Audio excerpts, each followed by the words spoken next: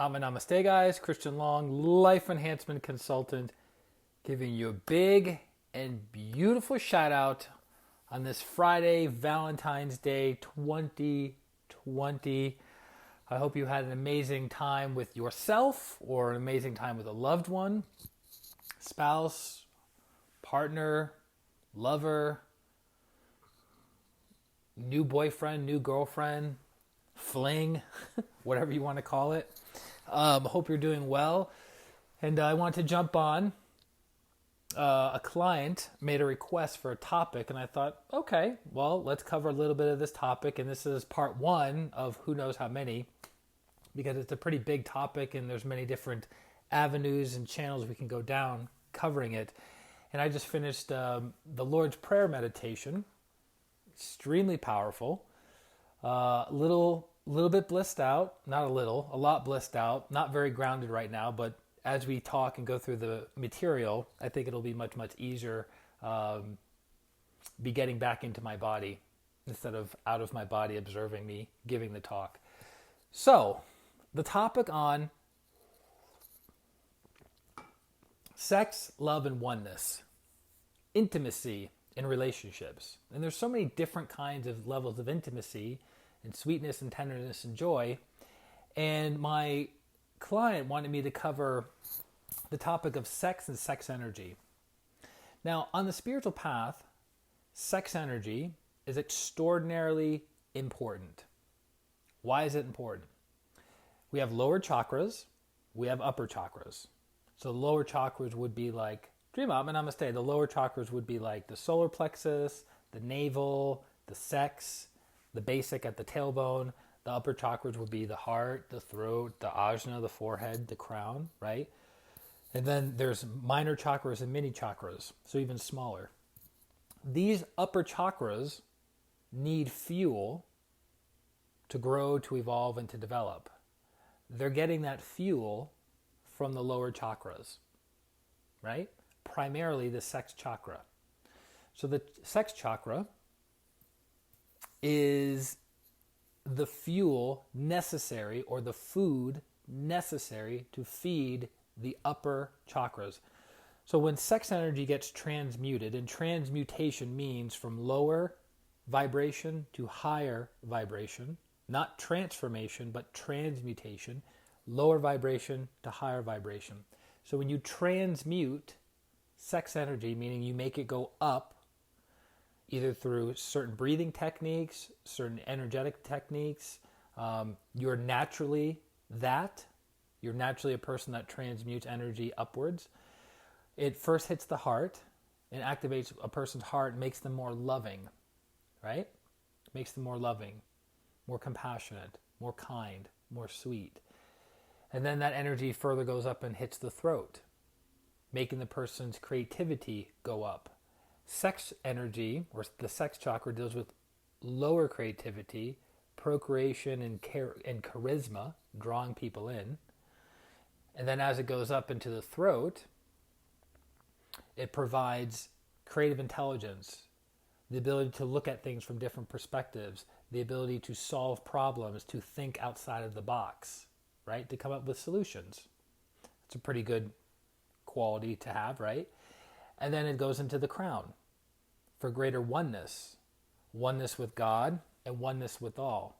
So if you have a teeny tiny little bitty baby crown chakra, it's going to be hard for you to have that experience of oneness with God and oneness with all. The bigger the crown, the greater one's ability to experience oneness. And all of this is because the sex chakra is providing fuel or food to the heart, to the throat, to the brain, and to the crown. So it's very, very, very important to take care of your sex energy. Now, it's more important to take care of your sex energy as a man than it is as a woman. Why? Because men's sexual energy is closer to leaving their body than it is for women, right? So a man can typically, and I'm making generalities here, general statements, a man can typically get aroused and release in a minute or two. not very often for a woman to be aroused and release within a minute or two, right? Because men's sex energy is close to being out of their body from the start. So it's already close to being out of the gate. So when we have an unhealthy attitude towards sexual energy, two things happen. The energy in the sex chakra builds and builds and builds and gets stuck, and it congests the sex organ. And so the person is forced to release, not forced, but they are aroused to such a high degree that they release. And if you keep releasing over and over and over again, you have less sexual energy to transmute from the sex chakra into the heart, the throat, the brain, and the crown, right? So if you have a unwholesome attitude towards sex, that sex is dirty, sex is unwholesome, sex is filthy, sex is, not meant to be enjoyed. If you have dirty viewpoints around sex, the energy in the sex chakra gets stuck and it doesn't move, right? So then it builds up, it builds up, it builds up. Instead of going up, it goes out. Does that make sense? Right? So then you have sex addiction or unwholesome sexual acts that cause the sexual energy or sexual fluid to be released for men.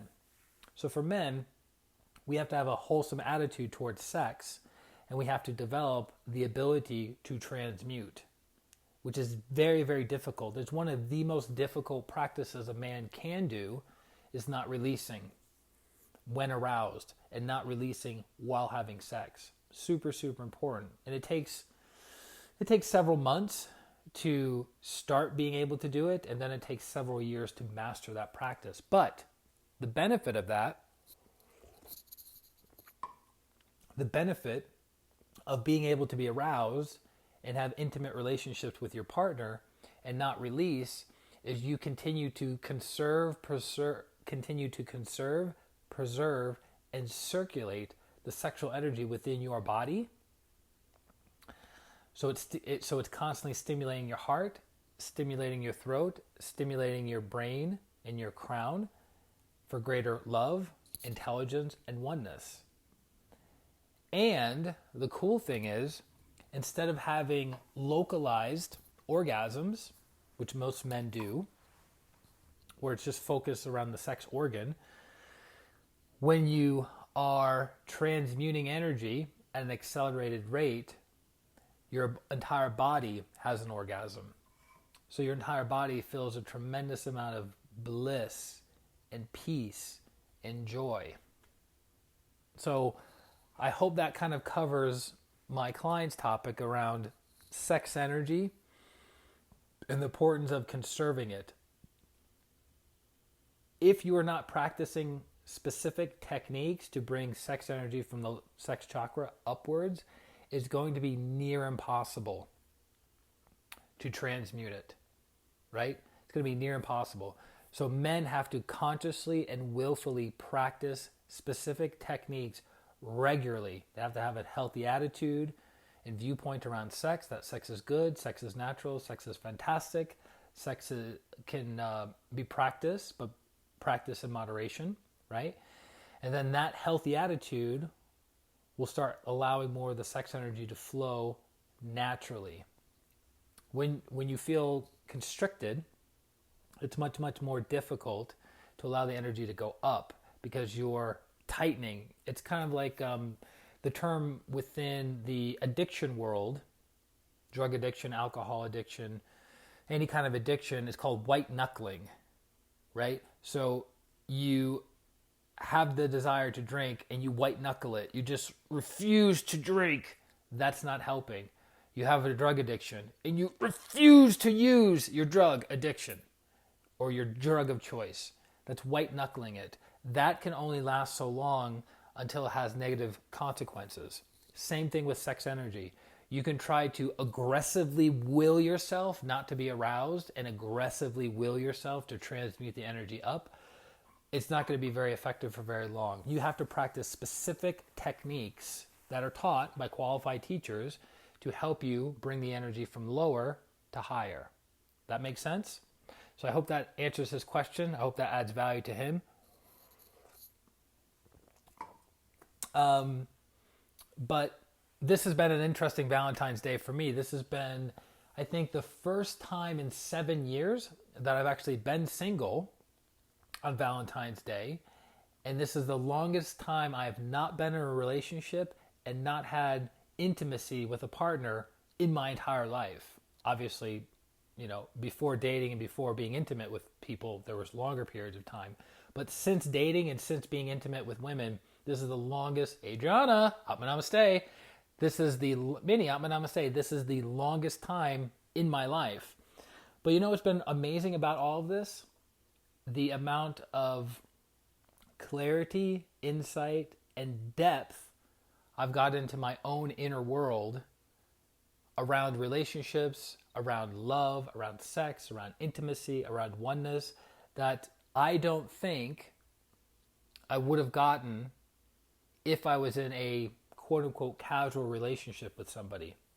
But relationships are quite fascinating. That's why I said part 1, because I'm giving you guys an opportunity to throw out some questions and some things that you would like to know about relationships. I have a pretty expansive list of do's and don'ts in relationships. But the interesting thing about relationships is there's so many dynamics happening simultaneously when two people come together, right? You have the karmic factor that brings them together. Then you have the compatibility of their minds. You have the compatibility of their emotions. You have the compatibility of their physical chemistry and physical attraction. Then you have the factors of their family dynamics. You have the factor of their childhood upbringing. You have the factor of their economic status, right? You have the factor, what are other factors? Cultural differences, ethnic differences, all these things. So these are lower, middle, and higher levels of truth. Lower, middle, and higher levels of truth that take years to become masterful of.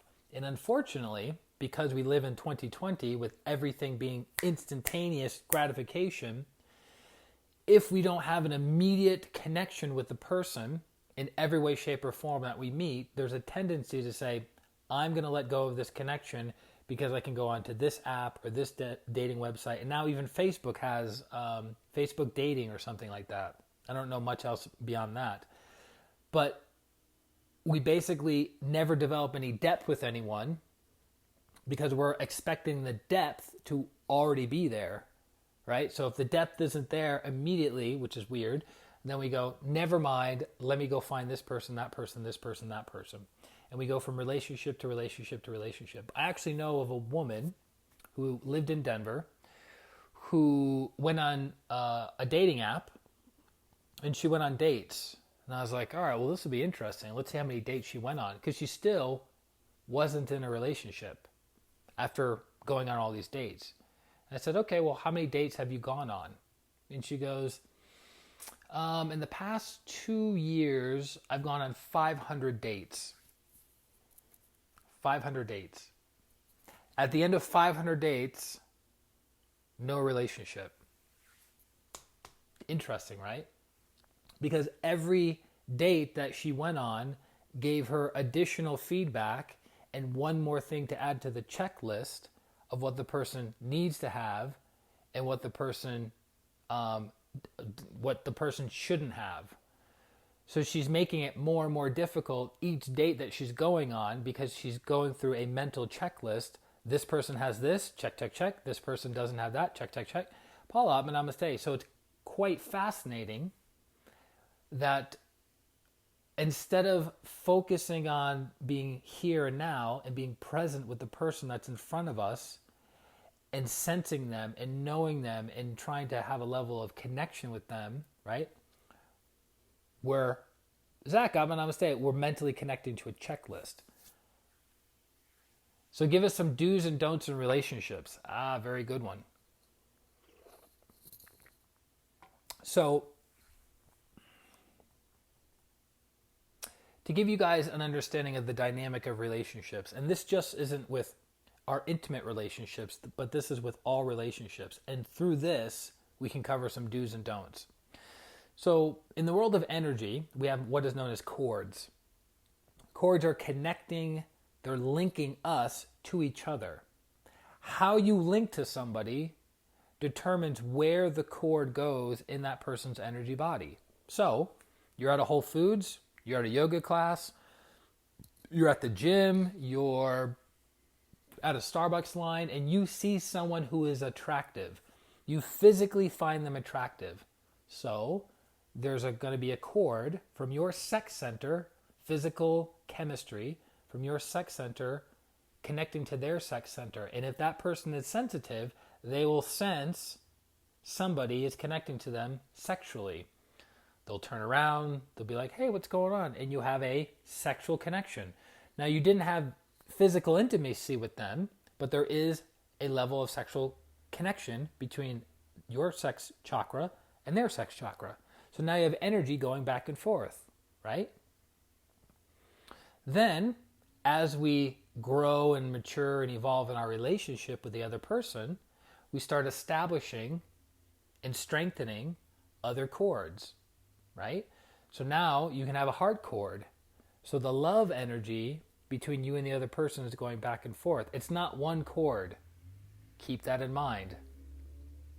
Very important. It's not one cord. It's two cords, one from one person, one from the other, and it's energy going back and forth, back and forth, back and forth. So the love aspect is increasing and expanding with you and the other person. Then you can have cords in the throat and the ajna, where you share similar beliefs about the world, ideals, objectives, things that you want to accomplish together, things that you agree about and disagree about, right? Effective communication, keeping the doors of verbal communication back and forth. You can have a crown connection, right? There's a cord from your crown to that person's crown, from your crown to that person's crown. There's back and forth energy, right?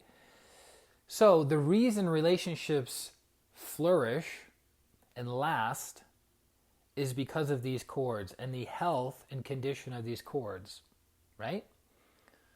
So everything first happens in the energy world before it ever materializes physically.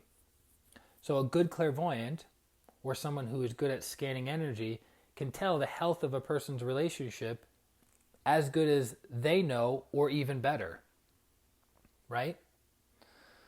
So if you start scanning the sex cord between you and the other person, and it's very small, or it's very congested, there's not a lot of healthy sexual chemistry going back and forth between you and the other person, or the heart, right? Or the throat, or the ajna, or the crown. So these cords are extremely important in keeping strong, healthy relationships. By the way, there's not just the crown cord, leaving it there. There's also other connections we have on higher levels and higher planes. So, how does this relate to do's and don'ts? Well, you do want to sow good seed with your partner, with your thoughts, your words, and your actions with them. And you don't want to sow negative thoughts, negative words, and negative actions with your partner. Here's the thing that people do not understand about energy in relationships. It took me years to figure this out. And I'm lucky enough to have it validated in my life now that I can go, okay, planting good seeds right now. Oh, not planting good seeds right now. When you project something to your partner, love, that energy comes back to you magnified and multiplied.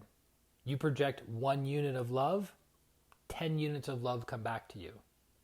Likewise, if you project anger to your partner, criticism, judgment, jealousy to your partner, that comes back to you not 1 unit, but many, many multiplied units, 10 times or more.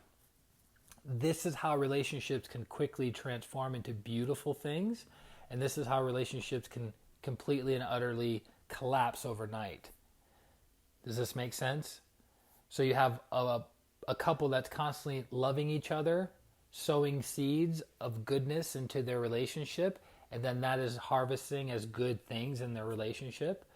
Then you have relationships where each partner is criticizing the other person mentally, verbally, and in their actions, and then the energy of both partners drops down considerably. So it's very, very important to plant good seeds. Here's the thing about planting good seeds in our relationships. It takes time and it takes patience, because I know many people that are upset that they don't have deeply fulfilling relationships in their lives with somebody they've been with for 5 years or 10 years. And I ask them the question, what kind of seeds have you been sowing in the relationship? Good seeds or not so good seeds? And they go, well, what do you mean? I said, well, how often are you thinking, saying, and doing loving and kind things to your partner and not causing injury to them? And most of the time, their realization is, wow, I haven't been planting very good seeds or any seeds at all, therefore, I can't expect to harvest. If you don't plant love in your relationship, you can't expect to get love from your relationship. Does that make sense? Super, super important. And here's the thing. How often do we get into a comfort zone with our partner? We've known them for a year, 3 years, 5 years, right? And we get into a comfort zone with them and we stop asking questions. We stop learning about them. We stop understanding their viewpoints and their perspectives and beliefs about life, about themselves, about other people, about their relationship with you. Avani, Atma Namaste. Does that make sense?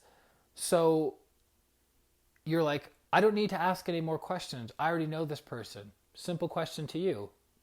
Do you even know yourself? Hello?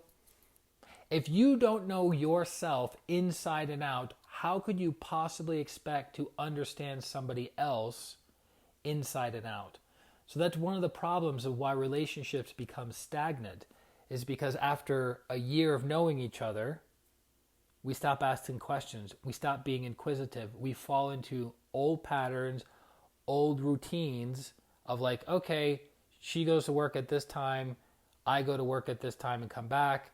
We do this, we watch this, we have these conversations, and that's about it.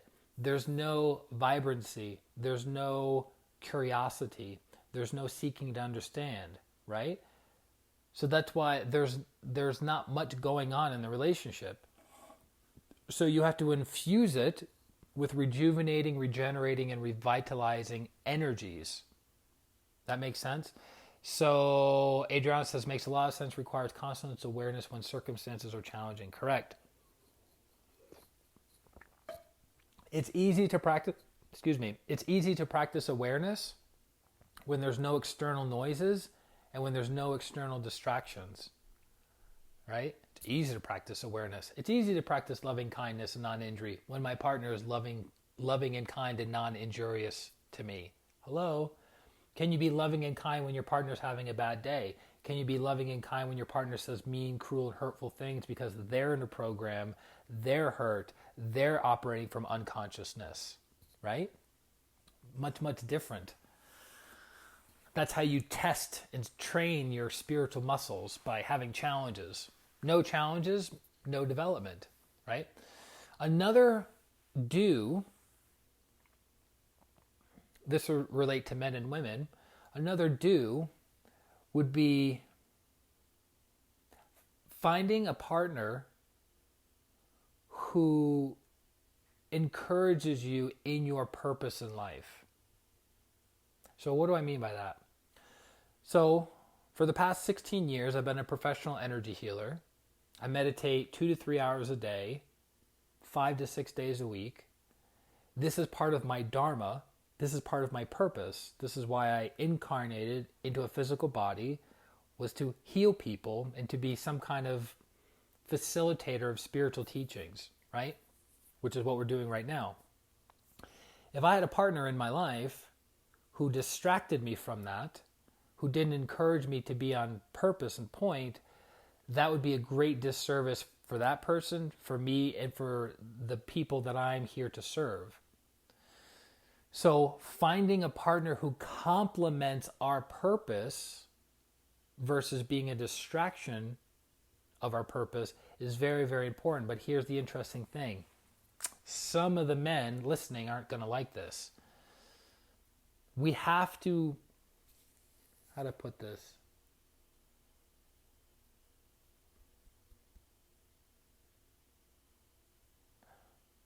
Your purpose has to come first.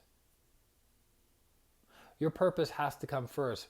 Most people make the other person their purpose because they don't know what their purpose is in life. Make sense? You don't know why you're here, what you're here to accomplish, whether it's in business, whether it's in the arts, whether it's in politics, whether it's in spirituality, whether it's in teaching. If you don't know what your purpose is, you bring a partner into your life and then you make that partner your purpose, one individual. That's a lot of pressure for the other person, right? So I think that's why people go from relationship to relationship to relationship before doing any inner work and getting understanding and clarification as to why they do what they do and why they're here. Because once you know who and what you are, and once you know what your values are, and you know what your purpose in life is, then you can easily, not 100% of the time, but you can easily discern that's the right partner for me, that's not the right partner for me. Because that partner is going to encourage me, keep me on target, keep me focused, build me up in the direction of my dharma, in the direction of my purpose. This person is going to cause chaos, drama, and distraction all the time because of what they're working on, right? So that's why relationships are, one of my mentors said many, many years ago when I was getting out of a relationship, and he says, that's one of the greatest losses of being in relationships that go nowhere, because it saps so much time, so much energy, physical energy, emotional energy, sexual energy. It takes so much and it causes so much emotional hurt and pain that you're just like,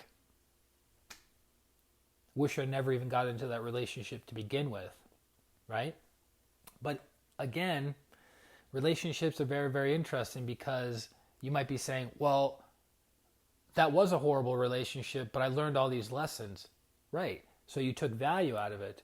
But is it possible that with greater awareness and understanding, you could have learned those lessons without that partner, without that suffering? One of my lessons in this lifetime recently has been, you don't have to suffer so much to learn the lesson.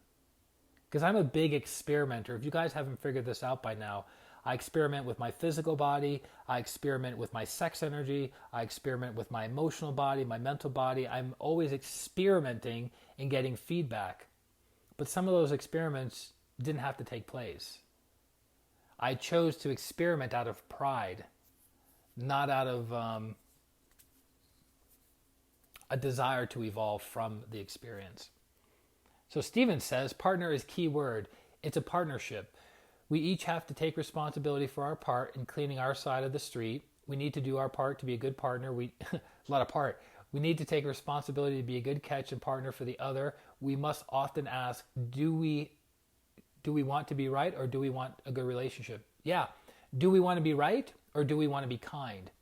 And you know something? I've been thinking about this one as well. This is something else I want to add to tonight's talk in relating to relationships. I asked myself the question, am I a better partner now, at this point in my life, than I was 5 years ago, 10 years ago, 20 years ago? Sibel, namaste. Am I a better partner now?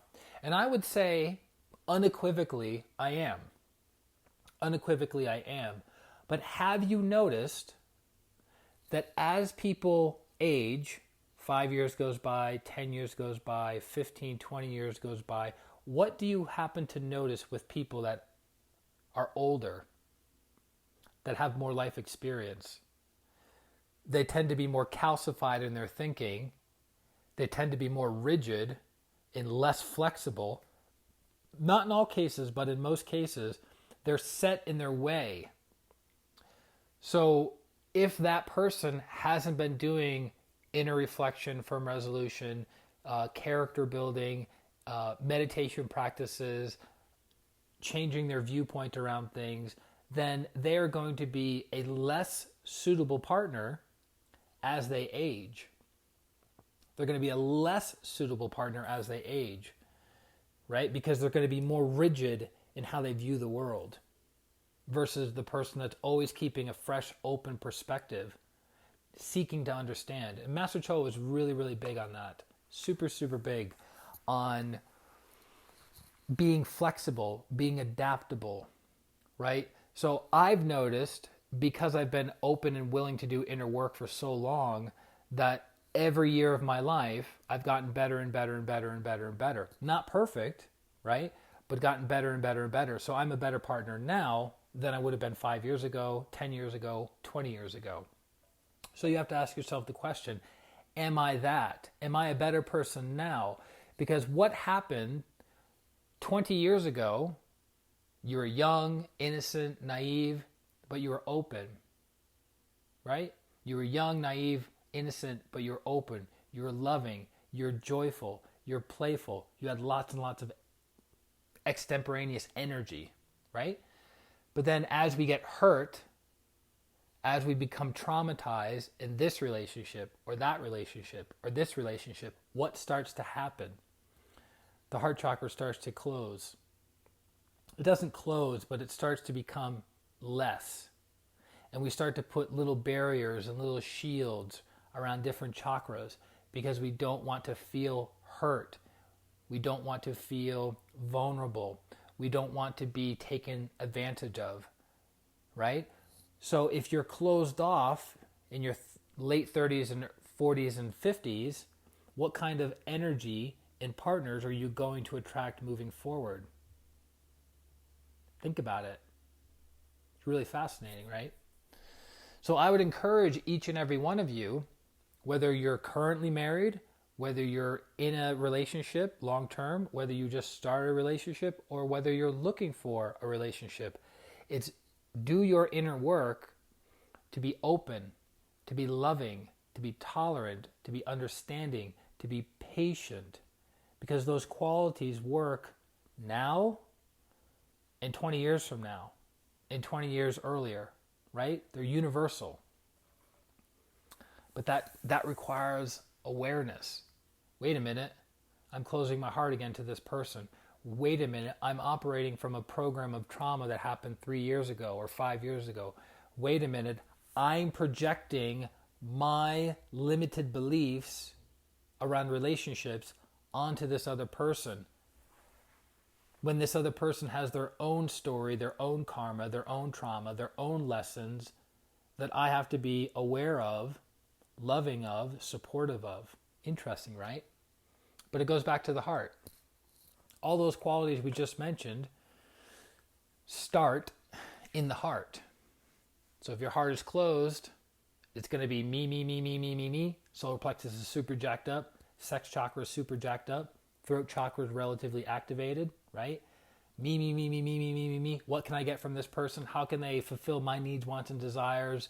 How can I suck everything from them as quickly as possible? Versus huge activated heart, huge activated crown. How can I serve? How can I love? How can I connect with this person? How can I have a huge spiritual, how can I make a huge spiritual impact on this person's life?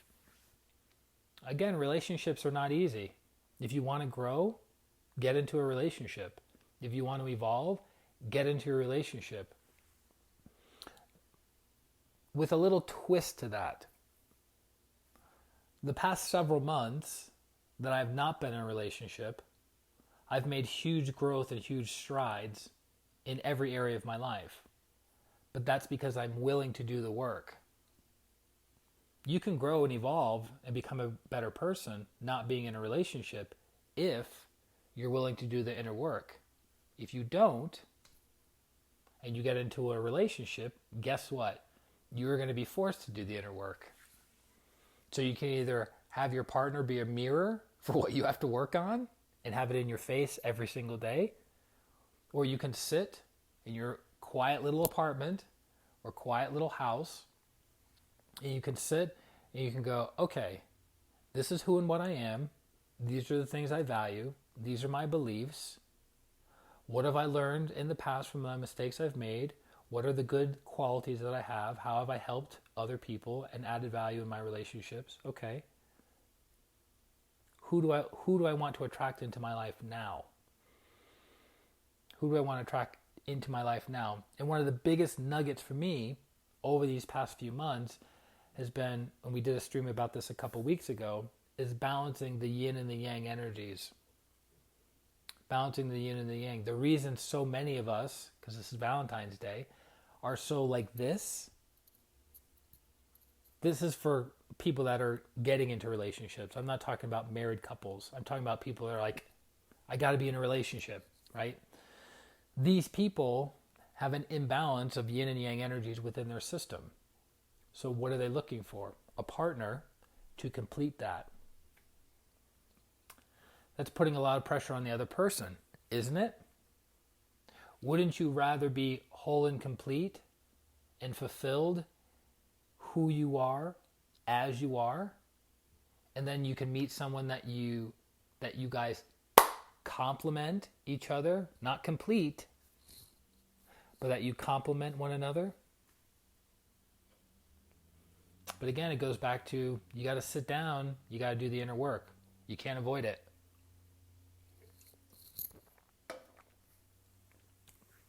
But relationships is one of my favorite topics.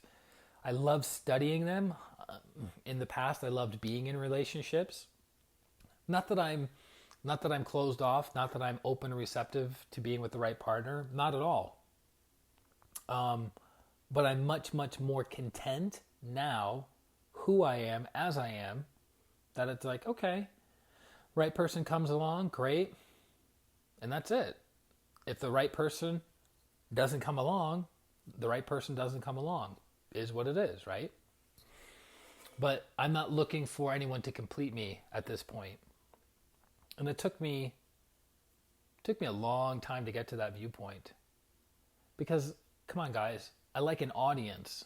If I can have an audience to tell my stupid, weird stories to and get them laughing and cracking up, hello, it's like I'm on stage 24 hours a day, 7 days a week. That's like my dream.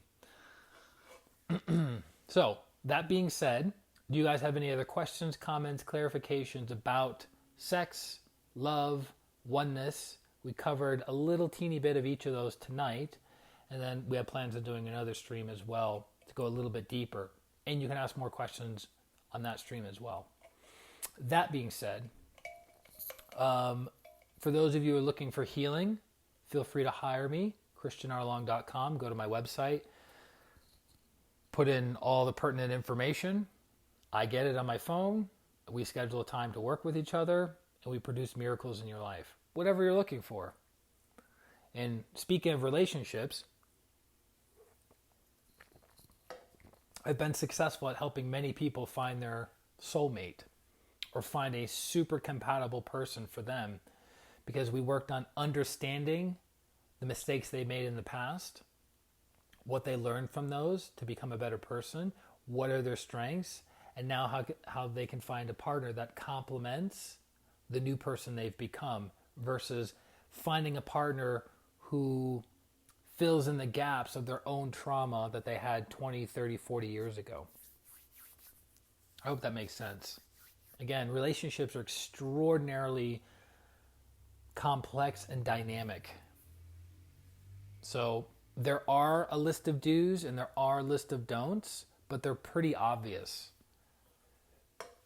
Maybe that's actually what we should do, because Adriana talked a little bit about it in the beginning, is we should just do one whole stream of like 10 do's and 10 don'ts in sex, Well, if we did it in each category, it would be like a 5-hour stream.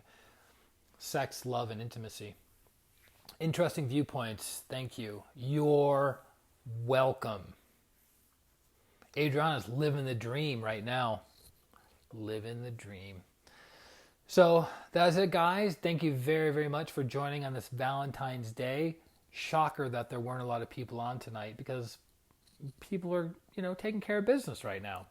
But when they wake up in the morning, they have this beautiful stream that they can tap into and get some good energies from and some good nuggets. So thank you guys very, very much. Happy Valentine's Day to each and every one of you, wherever you are in the world. And I look forward to serving you in the very near future. This is ChristianRLong. I threw the R in. This is Christian Long, Life Enhancement Consultant, wishing you a beautiful Valentine's Day, a beautiful week, and a beautiful life. Atma, Namaste. Bye-bye.